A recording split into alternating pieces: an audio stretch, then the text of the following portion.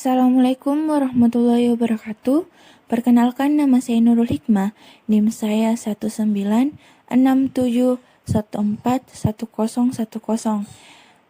Jurusan saya yaitu Ilmu Administrasi Bisnis, Fakultas Ilmu Sosial, Universitas Negeri Makassar. Baik, di sini saya akan menjelaskan mengenai pengembangan sistem informasi manajemen.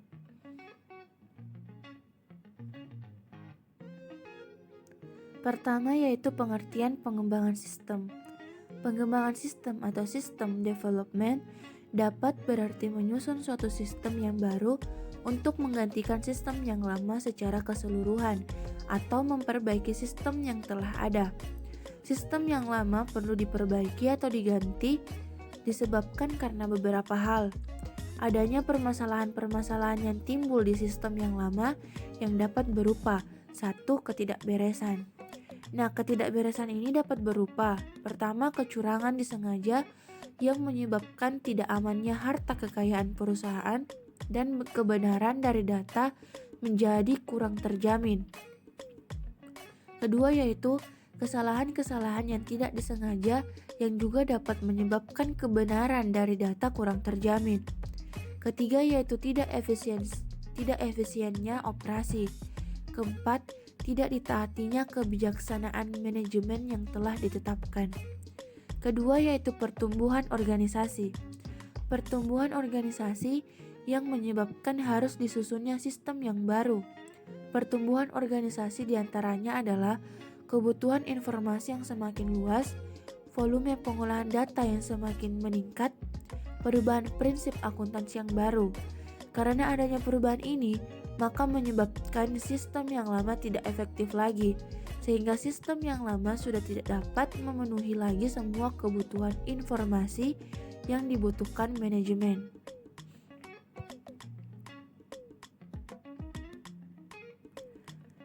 Adapun prinsip pengembangan sistem, yaitu pertama, sistem yang dikembangkan adalah untuk manajemen. Kedua adalah sistem yang dikembangkan adalah investasi modal yang besar. Ketiga adalah semua alternatif yang ada harus diinvestigasi. Keempat, investasi yang terbaik harus bernilai. Kelima, sistem yang dikembangkan memerlukan orang yang terdidik. Keenam, tahapan kerja dan tugas yang dilakukan dalam proses pengembangan sistem. Ketujuh, proses pengembangan sistem tidak harus urut. Kedelapan, jangan takut membatalkan proyek. Kesembilan, dokumentasi harus ada untuk pedoman dalam pengembangan sistem.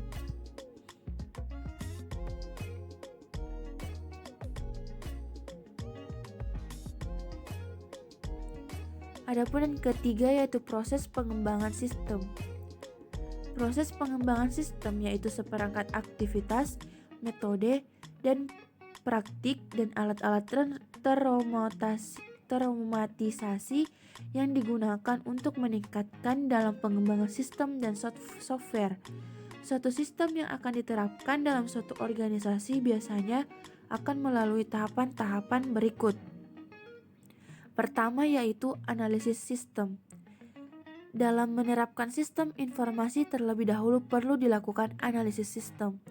Hal ini dimaksudkan agar sistem benar-benar applicable dalam suatu kerangka organisasi tertentu. Analisis sistem merupakan suatu upaya untuk mencari secara spesifik hal-hal yang dibutuhkan dalam suatu sistem, baik oleh pemakai sistem maupun ruang lingkup pekerjaan sistem. Kedua yaitu rasional analisis sistem. Terdapat beberapa pertimbangan kenapa diperlukan analisis sistem dalam suatu organisasi. Pertimbangan tersebut antara lain, 1. Problem solving. Sistem yang ada atau sedang berjalan tidak dapat berfungsi dengan baik atau tidak efektif dan efisien, sehingga perlu diperbaiki. Kedua, new regulation. Adanya aturan baru baik dalam masalah keuangan maupun sumber daya lainnya akan menuntut suatu perubahan tertentu dalam mekanisme organisasi termasuk dalam sistem informasi. Ketiga, new policy. Kebijakan baru yang dikeluarkan oleh pimpinan puncak akan berakibat pada perlunya upaya-upaya penyesuaian dalam pengelolaan sistem informasi, sehingga sistem yang ada perlu dikaji dan dianalisis kembali. Keempat, new teknologi. Penggunaan teknologi baru akan berimplikasi pada perubahan dalam penataan dan pengelolaan serta mekanisme organisasi, sehingga diperlukan penyesuaian sesuai dengan tuntutan penggunaan teknologi baru tersebut. Untuk itu, penerapannya memerlukan analisis sistem yang cermat. Kelima, yaitu sistem improvement. Terkadang akibat perubahan lingkungan eksternal yang sangat cepat berakibat pada kesulitan sistem internal beradaptasi. Untuk itu perlu dilakukannya upaya perbaikan sistem yang sebelumnya sudah tentu diperlukan analisis atas sistem yang ada atau sistem yang sedang berjalan. Kemudian yang ketiga itu menentukan luas analisis sistem. Analisis sistem merupakan kegiatan dimaksudkan untuk menjawab pertanyaan-pertanyaan sebagai pedoman umum. Nah, yang pertama itu apa yang harus dicakup dalam suatu sistem. Kedua, informasi apa yang diperlukan. Ketiga, siapa yang memerlukan informasi, di mana dan dalam bentuk apa. Keempat, dari mana dan dalam bentuk apa informasi yang dikumpulkan. Kelima, bagaimana data atau informasi tersebut dikumpulkan. Dalam upaya tersebut diperlukan hal-hal pengumpulan data dengan kerangka kerja melalui kegiatan.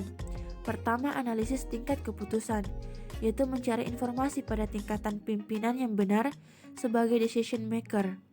Nah, kedua yaitu analisis arus informasi, mencari informasi guna mengidentifikasi informasi apa yang dibutuhkan oleh siapa dan dari mana informasi itu diperoleh serta perangkat keras apa yang dipergunakan. Ketiga yaitu analisis input-output, mengidentifikasi input-output dari suatu bagian serta organisasi secara keseluruhan. Dalam upaya tersebut, proses identifikasi dapat dilakukan melalui kegiatan wawancara, observasi, dan penggunaan angket atau studi dokumentasi. Keempat yaitu desain sistem. Desain merupakan upaya untuk menggambarkan, merencanakan, pembuatan sketsa atau penyusunan elemen-elemen menjadi suatu kesatuan yang utuh.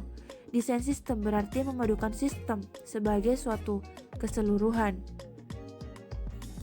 Adapun input untuk desain konseptual adalah 1. Rumusan singkat mengenai kebutuhan informasi manajemen. Kedua, seperangkat sasaran manajemen untuk SIM. Adapun untuk SIM. Kemudian kelima yaitu implementasi sistem. Terdapat beberapa tahapan-tahapan yang perlu diperhatikan dalam implementasi sistem, antara lain 1. Tahapan uji coba. Kedua, tahapan evaluasi. Ketiga, tahapan perbaikan atau revisi. Keempat, tahapan penerapan sistem. Kemudian bagian keempat yaitu siklus, metode, dan teknik pengembangan sistem. Nah, pertama yaitu siklus atau life cycle. Dalam hal ini, siklus sistem informasi adalah tahapan-tahapan dan tugas-tugas yang harus dilakukan dalam mengembangkan sistem informasi tanpa memperhatikan sistem informasi jenis apa yang akan dibuat dan seberapa luas yang harus dihasilkannya. Kedua yaitu teknik atau teknikwe adalah pendekatan bagaimana menggunakan alat-alat dan peraturan-peraturan yang melengkapi satu atau lebih tahapan-tahapan dalam siklus pengembangan sistem informasi. Ketiga yaitu metodologi adalah rincian secara menyeluruh dari siklus pengembangan sistem informasi yang mencakup langkah demi langkah tugas dari masing-masing tahapan, aturan yang harus dijalankan oleh individu dan kelompok dalam melaksanakan tugas, standar kualitas dan pelaksanaan dari masing-masing tugas. Teknik pengembangan yang digunakan untuk masing-masing tugas ini berkaitan dengan teknologi yang digunakan oleh pengembang.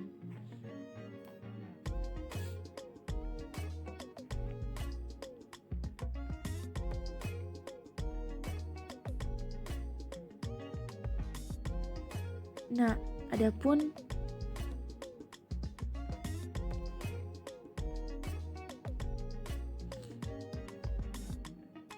karakteristik metode prototyping. Pertama, pemilihan fungsi. Kedua, penyusunan sistem informasi. Nah, jenis-jenis prototyping meliputi 1. Feasibility prototyping, kedua requirement prototyping, ketiga design prototyping, keempat implementation prototyping. Nah, adapun keunggulan dan kelemahan prototyping, yaitu pertama keunggulan. End user dapat berpartisipasi aktif. Kedua, penentuan kebutuhan lebih mudah. Ketiga, mempersingkat waktu pengembangan sistem informasi. Kemudian kelemahannya yaitu pertama, proses analisis dan perancangan terlalu singkat. Kedua, mengesampingkan alternatif pemecahan masalah. Ketiga, biasanya kurang fleksibel dalam menghadapi perubahan. Keempat, prototipe yang dihasilkan tidak selamanya mudah dirubah. Kelima, prototipe terlalu cepat selesai. Nah, adapun metode Rapid Application Development.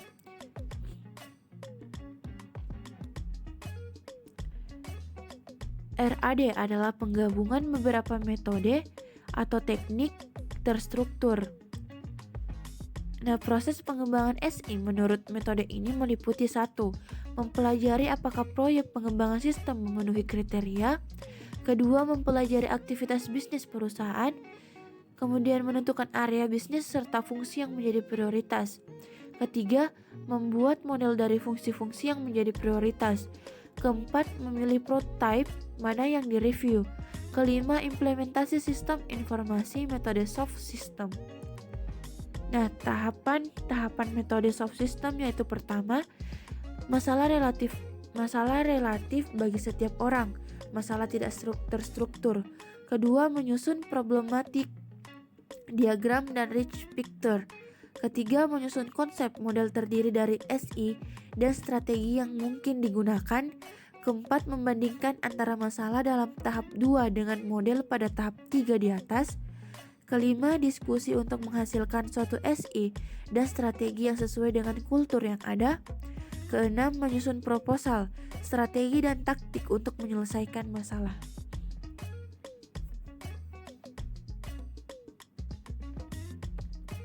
Kemudian yaitu metode Joint Application Development atau JAD. Nah, satu JAD merupakan suatu kerjasama yang terstruktur antara pemakai sistem informasi, manajer, dan ahli sistem informasi untuk menentukan dan menjabarkan permintaan pemakai, teknik yang dibutuhkan dan unsur rancangan eksternal. Kedua, tujuan JAD adalah memberi kesempatan kepada user dan manajemen untuk berpartisipasi secara luas dalam siklus pengembangan sistem informasi. Nah, adapun selanjutnya yaitu penyebab kegagalan pengembangan sistem. Pertama, kurangnya penyelesaian pengembangan sistem. Kedua, kelalaian menetapkan kebutuhan pemakai dan melibatkan pemakai sistem. Ketiga, kurang sempurnanya evaluasi kualitas analisis bisnis. Keempat, adanya kerusakan dan kesalah rancangan. Kelima, penggunaan teknologi komputer dan perangkat lunak yang tidak direncanakan dan pemasangan teknologi tidak sesuai. Keenam, pengembangan sistem yang tidak dapat dipelihara. Ketujuh, implementasi yang direncanakan dilaksanakan kurang baik. Nah, adapun keterlibatan user dalam pengembangan sistem. Pertama, kebutuhan user. User adalah orang dalam perusahaan. Analisis sistem atau ahli sistem adalah orang di luar perusahaan. Sistem informasi dikembangkan bukan untuk pembuat sistem, tapi untuk user agar bisa diterapkan. Sistem tersebut harus bisa menyerap kebutuhan user, dan yang mengetahui kebutuhan user adalah user sendiri, sehingga keterlibatannya dalam pengembangan sistem informasi akan meningkatkan tingkat keberhasilan pengembangan sistem informasi. Kedua yaitu pengetahuan akan kondisi lokal. Pemahaman terhadap lingkungan di mana sistem informasi akan diterapkan perlu dimiliki oleh perancang sistem informasi. Dan untuk memperoleh pengetahuan tersebut, perancang sistem meminta bantuan user yang menguasai kondisi lingkungan tempat bekerja. Ketiga yaitu keengganan untuk berubah. Seringkali user merasa bahwa sistem informasi yang disusun tidak dapat dipergunakan dan tidak sesuai dengan kebutuhan. Untuk mengurangi keengganan untuk berubah tersebut dapat dikurangi bila user terlibat dalam proses perancangan dan pengembangan sistem informasi. Keempat yaitu user merasa terancam. Banyak user yang menyadari bahwa penerapan sistem informasi komputer dalam organisasi mungkin saja mengancam pekerjaannya atau menjadikan kemampuan yang dimilikinya tidak relevan dengan kebutuhan organisasi. Kelima yaitu meningkatkan alam demokrasi. User terlibat secara langsung dalam mengambil keputusan yang berdampak terhadap mereka.